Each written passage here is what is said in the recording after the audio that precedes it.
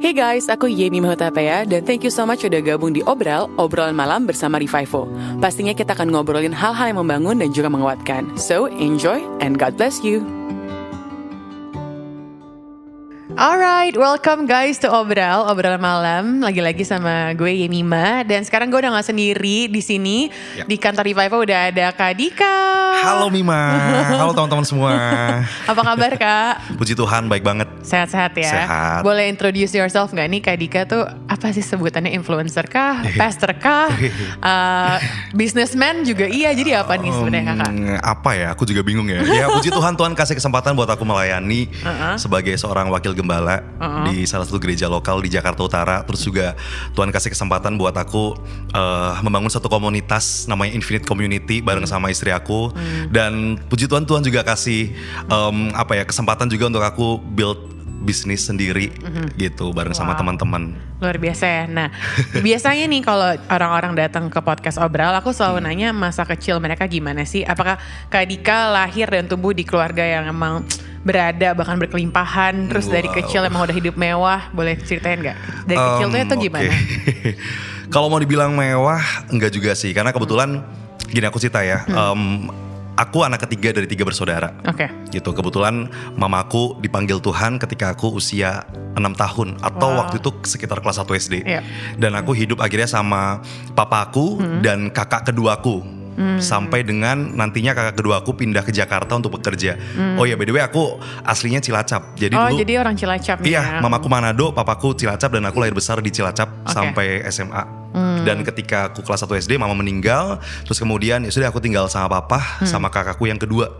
Gitu. Dan papaku waktu itu tuh pekerjaannya supir, driver gitu. Jadi emang secara ekonomis sebenarnya kita sangat pas-pasan, bahkan mepet banget dan di bawah malah. Kadang kita benar kayak nggak punya uang dan papa juga mesti kerja keras lebih. Karena kan dia kan modelnya bukan supir yang istilahnya yang kayak supir angkot yang setiap hari pasti ada pemasukan gitu kan. Dia itu supir yang panggilan gitu loh. Jadi kalau misalnya ada orang yang butuh dia, baru dia dipanggil, jalan gitu. Tapi kalau enggak ya udah apa adanya aja. Iya. Gitu. Nah ini menarik nih, karena kan kalau misalkan kita follow Kak Dika di Instagram nih, kerjaannya kayak jalan-jalan mulu kan. Kalau nggak lagi di kafe, lagi liburan kemana. Nah orang-orang mungkin wondering, oh jangan-jangan nih Kak Dika nih hidupnya enak dari dulu gitu. Mereka nggak tahu proses yang kakak laluin, nggak tahu kalau kakak kerja keras.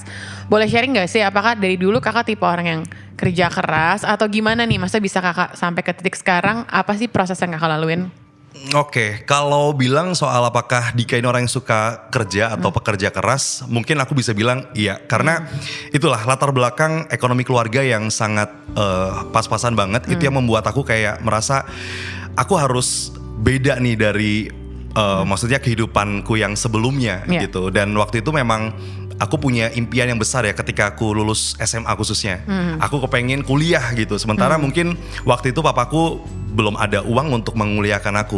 Sampai akhirnya aku tuh pernah ikut satu tes di sekolah swasta di Tangerang. Dan hari itu tuh aku lulus sebenarnya, dapat beasiswa dapat beasiswa di sana. Tapi kemudian papaku tuh bilang gini, Dik, kalau misalnya kamu kuliah di sana, oke dapat beasiswa, tapi untuk hariannya, untuk tempat tinggalnya itu kayaknya mahal kalau di Jakarta. Kayaknya papa nggak bisa kasih, dibilang gitu kan. Kecuali kalau mau kuliah, kamu cari kuliah negeri aja. Terus kamu harus kerja sendiri tapi ya untuk bayar kuliahnya. Papa bilang gitu kan waktu itu kan, aku inget banget. Sampai akhirnya aku pikir, oh gitu ya. Oke deh kalau gitu aku cancel tuh beasiswa yang di kampus di Tangerang itu. Udah dapet nih. Udah dapet, sampai akhirnya sekolahku tuh waktu itu kalau gak salah kena blacklist deh. Ya ampun, karena nih orang kok dikasih malah malah ditolak gitu kan. Iya. Tapi akhirnya waktu itu aku cari kampus negeri, dapatlah di UNY di Jogja. Dan waktu itu tuh betul-betul kondisi keuangan papa lagi minus banget. Kalau sekarang mungkin uang 4 juta mungkin masih kelihatan kayak 4 juta kecil bisa dicari gitu ya. Tapi waktu itu tuh buat kita tuh kayaknya gede banget. Dan hari itu kita harus bayar 4 juta untuk uang masuk. Itu pun udah murah banget. Dan biaya semesternya tuh murah banget sebenarnya, cuma 1,5 juta per semester. Itu kan jauh banget. Kalau Mima kan di UPH pasti jangan bandingin sama UPH, makanya UPH kan dibilang uang papa habis ya.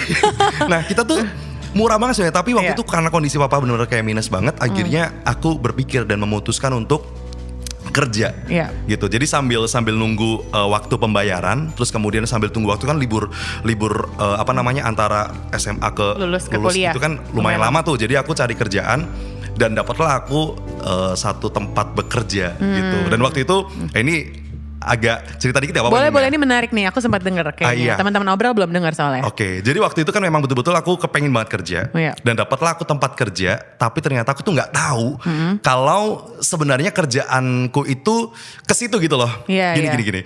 Jadi aku waktu itu memang cari kerja supaya aku bisa dapat uang kan ya. Iya, betul. Dan singkat cerita waktu aku kenal sama ownernya, ternyata dia itu paranormal. Wow. Dukun.